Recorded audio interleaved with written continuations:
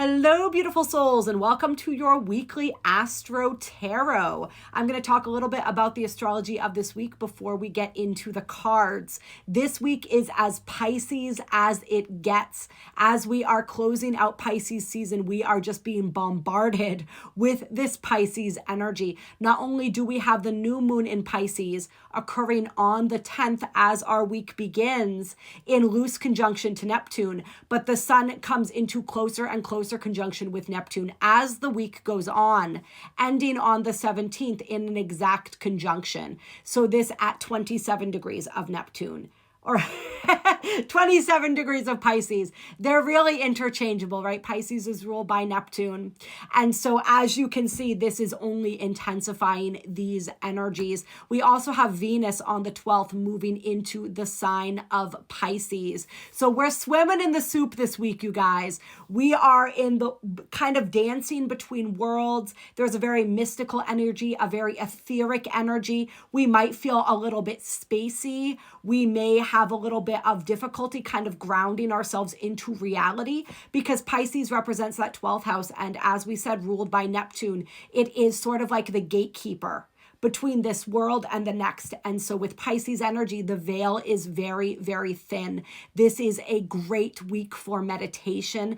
It's a great week for creative projects when we're really trying to tap into that feminine essence and energy of intuition and allowing our inspiration and intuition to guide us. And we're really just wanting to release and go with the flow because that's what this Pisces energy is asking us to do. There has been a lot that has been brought up recently by all of the different powerful conjunctions that we've had. We still have the North Node and Chiron going at it in very close quarters here. Mars and Venus beginning to split apart here, but still feeling the residuals of that conjunction that we had, as well as the Sun, Saturn, who is still in the sign of Pisces as well, and Mercury when they had that conjunction right before Leap Day. So all of that brought things up within us, right? It brought up wounds that wanted to be released, traumas, fears, a whole lot of energy that wanted to be purged and cleansed as we continue to move deeper into 2024, which is the year of aligning with our highest timeline. So this Pisces energy now is giving us kind of like this breathing space, and it's offering us to us and inviting us to surrender whatever it is that's come up within us. And if these traumas and these fears and these old belief systems have come to the surface and we've been resisting some aspect of releasing them, we've been hanging on, we've been attached to some old version of self, right? Of false self, of the ego. This energy, this Pisces energy, this Neptune energy is very gently saying, let that go. All right, surrender, release it. See from that higher perspective that Pisces is so good at, right? See that bigger picture, the larger framework, understand. It allows us, Pisces allows us when we can really tap into the higher vibration of this energy to practice constructive, healthy detachment, where we can see and understand the framework of our lives and our experience, but we really understand and internalize the fact that this is a human experience, but we are spiritual beings, right? Spiritual beings having a human experience. And so we see that everything is not as big a deal as we make it. We see and understand that this is just a play. This is a story that we are acting out. And we're able to get out of the reactive emotionality of things and just kind of surrender to the flow.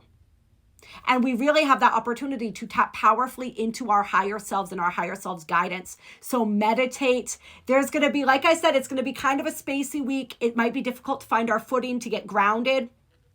So really just work with this energy and stay tuned in and tapped into those messages, that guidance from your higher self. Pay attention to the signs and synchronicities. Let those guide you. All right, pay attention to your dreams, write down your dreams, daydream, imagine. Pisces is that energy that likes to play in this in between, in these daydreams and visualizations, because Pisces understands that reality is not quite like, what is reality? Essentially, right? So working with all of that, we may have some themes as we're working through this energy of the lower vibrations of Pisces energy that we're working through as well. This involves energies of powerlessness, energies of escapism, energies of overwhelm, right? Sensory overload. Pisces can become easily overstimulated, so we may find ourselves extra sensitive to noises, to bright lights, to people's vibrations and energies as well. And so we really are going to be selective about who and what we allow ourselves to be around right now, what we allow in our space, in our consciousness. So if we notice these themes of powerlessness, these themes of escapism and that desire to escape, self-defeating, self-sabotaging habits coming up, any of this energy, this is our opportunity to really reclaim our power. But it's an understanding with Pisces that it's not, we don't reclaim our power by fighting. We reclaim our power by surrendering and letting go, by releasing control. So let's get into the cards here and see what energies. We're going to be using the Numinous Astro deck. Let's see what energies we're going to be dealing with. Clear. What other themes or energies Spirit wants to highlight for us for this week.